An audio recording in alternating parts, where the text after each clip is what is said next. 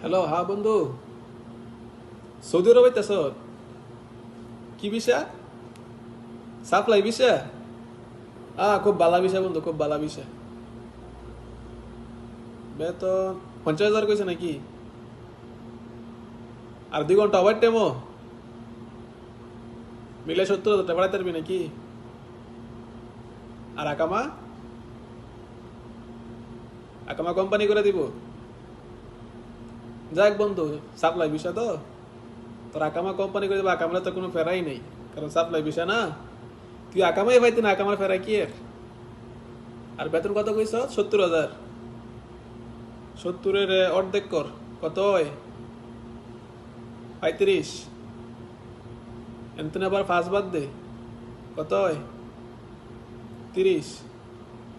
30,000 টাকা বেতন ধরবো, এর মানে তোর থাহা খাওয়া সব কিছু দিয়া যেটা থাকে সেটা বাঁচ পাইতে পারবি আর কি।